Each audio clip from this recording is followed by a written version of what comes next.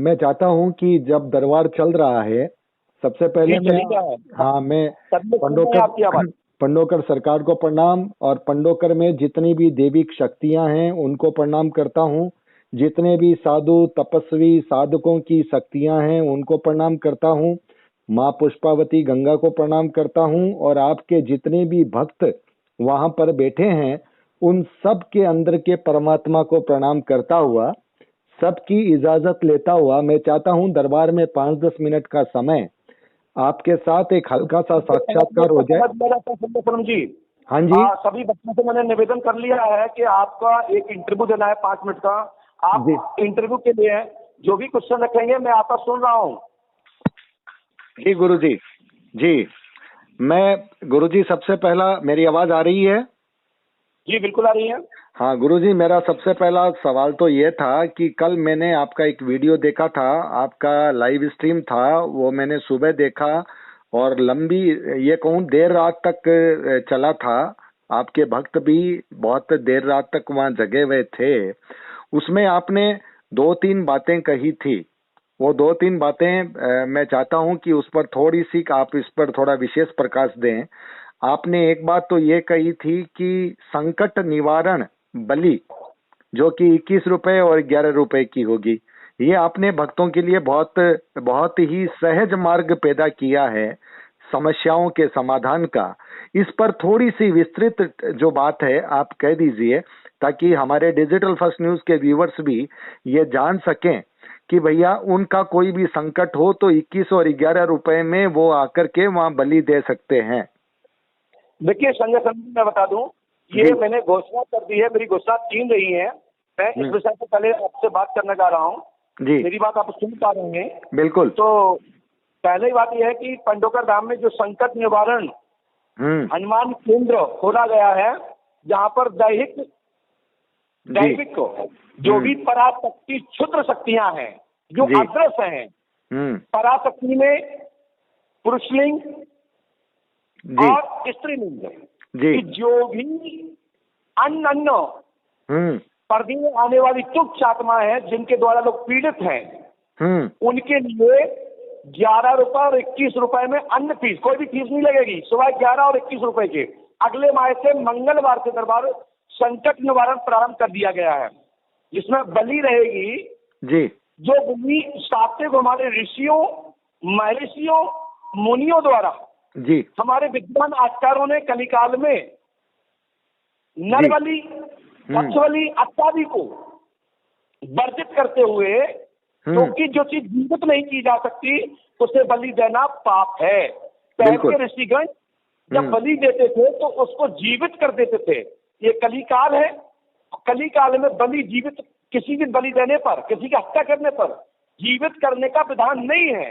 तो हमारे ऋषियों ने, हमारे महर्षियों ने, हमारे आचार्यगणों ने नींबू, कुम्हेड़ा, दही, उर्द आदि जी आदि पद्धति से बलि स्वीकार देवताओं ने की है कि वे देवता संस्कृत जानते हैं और संस्कृत के अंतर्गत काल आने वाले आचार्यगण होते हैं, क्योंकि मंत्र के अधीन देवता होते हैं जी, और देवता मंत्र के अधीन और मंत्र भगत के अधीन होता है।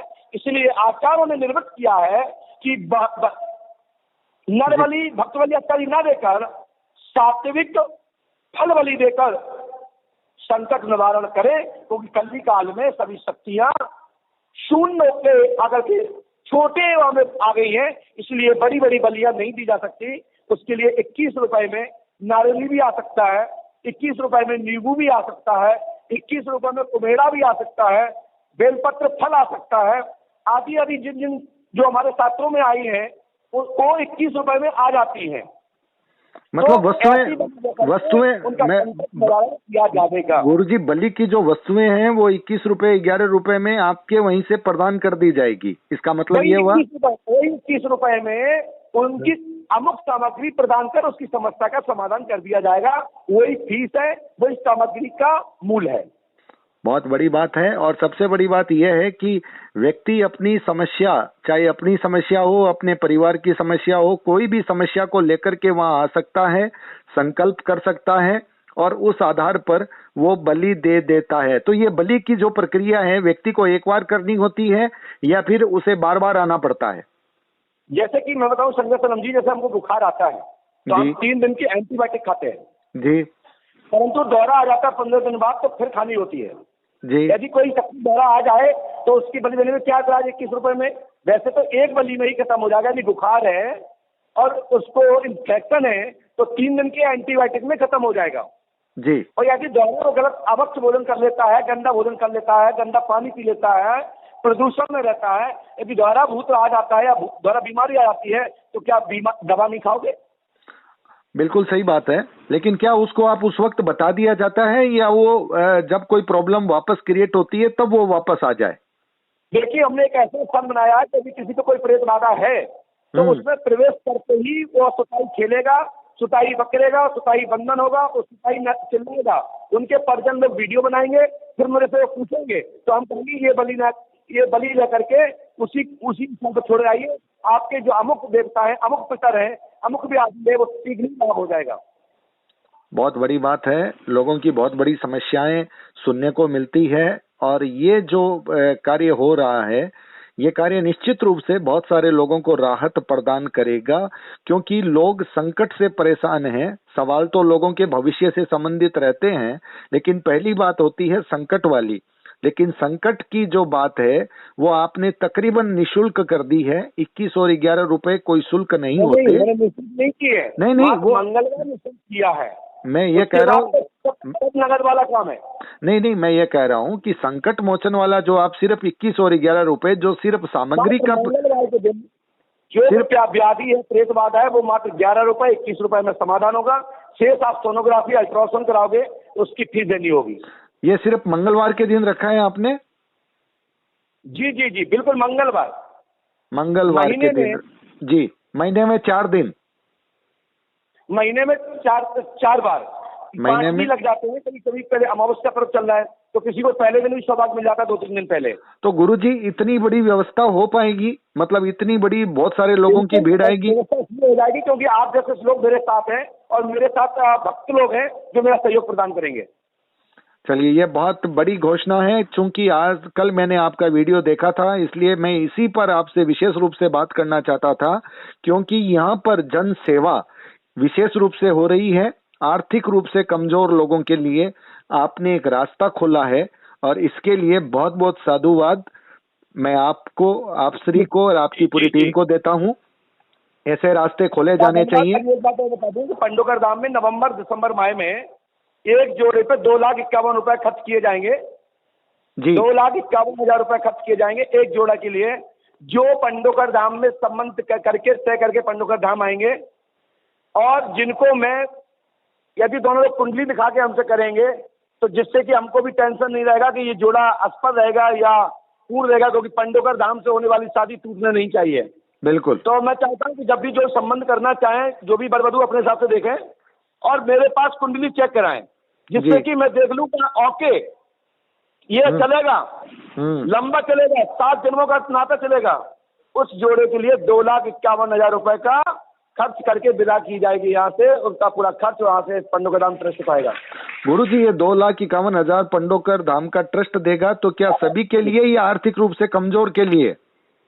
नहीं, ये आर्थिक, देखिए मैंने कहा बगैर आशाओं के लिए, जो गरीब गण है, जिनको बच्चों के लिए चिंता रहती है कि अब शादी करना है, जिनके माता पिता ने पहले ध्यान नहीं दिया, जुआ खेला, सट्टा खेला, उनके बच्चे क्यों खाना भोगे, ऐसे परिजनों के लिए, बगैर आशाओं के लिए, जो विकलांग है, जिनके घर में खाने को नहीं है या जिनकी स्थिति खराब है, तो मैं उनको लाचार नहीं कर रहा हूँ। मैं उनका भाई बन करके मैं उस बेटी का कन्यादान लूंगा, मेरे शिष्य लोग लेंगे और उस बेटी की विदा पंडोकर धाम से कराई जाएगी। बहुत बड़ा संदेश, बहुत बड़ा संदेश। दोनों ही बातें साधुवाद की बिल्कुल पात्र है। ये मतलब आर्थिक रूप से कमजोर व्यक्ति को अपनी कन्या, आपने वीडियो को लिया और पंडोकर धाम का जहाँ तक पहुँचा सकते हैं उसका जरूर शेयर कीजिए, ज्यादा से ज्यादा लोगों तक पहुँचे, क्योंकि जिन बेटियों के लिए मेरा उद्देश्य नीचे दिखाना नहीं है, उनके परिजनों को नीचे दिखाना नहीं है। हम चाहते हैं कि हमारी बेटियां अच्छे घर में जाएं, घर में जाएं। यहाँ पर बस सम्मान और स्वाभिमान की बात है, ना बने, उनके माता पिता कर्ज न ले लें, बिल्कुल 51 शादियों का जोड़े के अभी संकल्प लिया, शेष आगे जैसी प्रभु श्री राम जी की कृपा। बिल्कुल बिल्कुल, आपने 51 का मतलब 101 परिवारों के लिए आपने एक बहुत जन कल्याण का काम किया है, 102 परिवारों के लिए। और ये सबसे बड़ी बात है कि पंडोकर धाम में जब शादियां होगी यानी नव जीवन की शुरुआत होगी तो मंगल होगा ही होगा। और ये आप श्री यानी आपके पंडोकर धाम की तरफ से आर्थिक सहयोग, सम्मान और स्वाभिमान के साथ जो दिया जा रहा है ये बहुत बड़ी बात है। और हम ये आशा करते हैं कि ये जो संख्या है आप निरंतर बढ़ाएं ताकि किसी भी आर्थिक रूप से कमजोर परिवार के पिता माँ को अपने बेटे बेटी की शादी के लिए आर्थिक रूप से कमजोरी उसके आड़े ना आए। और इसके लिए एक अपील मैं भी करूंगा, मैं उन सभी दानदाताओं से अपील करूंगा जो समृद्ध लोग हैं, उनको भी यहाँ पर अपनी भागीदारी सुनिश्चित करनी चाहिए। ये भी प्रसाद है, पुण्य का काम है। तो गुरुजी, मैंने आज आपके चलते दरबार में एक संक्षिप्त साक्षात्कार का वक्त लिया। मैं ज्यादा समय नहीं लूंगा क्योंकि भक्त जन आपका इंतजार कर रहे हैं। 10 को भी 2 दिन का टाइम मिल गया ना। हाँ, भक्तजन आपका इंतजार कर रहे हैं और लोगों 2 दिन लग जाए, मैं पंडोकर धाम रहूंगा। बाहर के सभी कार्यक्रम 2 दिन के कैंसिल। बिल्कुल, लोग अपनी बारी का इंतजार कर रहे हैं, इसलिए मैं सबके प्रति बहुत बहुत शुभकामनाएं देता हुआ पंडोकर धाम को पुनः पुनः प्रणाम करता हुआ और सबके प्रति शुभकामना, मंगल कामना, सबका कल्याण हो, सबका मंगल हो। हम साथियों को पंडोकर धाम की पीठ कोर से साधुवाद, आशीर्वाद। तो व्यूअर्स, ये थे पंडोकर धाम के श्रीमान श्री गुरु शरण जी महाराज। इनका दरबार चल रहा है, अभी चलते हुए दरबार में इन्होंने वक्त दिया है, इसके लिए इनका भी आभार और इनके वो सभी भक्तों का आभार जो अपनी बारी का इंतजार कर रहे थे। और ये आवाज अब बहुत जल्दी हमारे डिजिटल फर्स्ट न्यूज में ऑडियो के रूप में जाएगी, आप सब सुनिएगा। दोनों घोषणाएं जन कल्याण की घोषणाएं हैं और हम दोनों घोषणाओं का स्वागत करते हैं।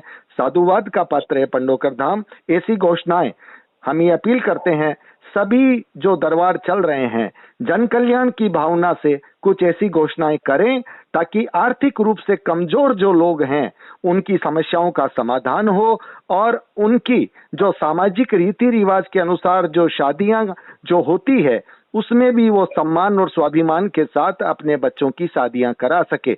बहुत बहुत आभार, नमस्कार, जय श्री पंडोकर सरकार जी। यूट्यूब चैनल के लिए बहुत बहुत साधुवाद, आशीर्वाद। जी जी जी, बहुत बहुत आभार।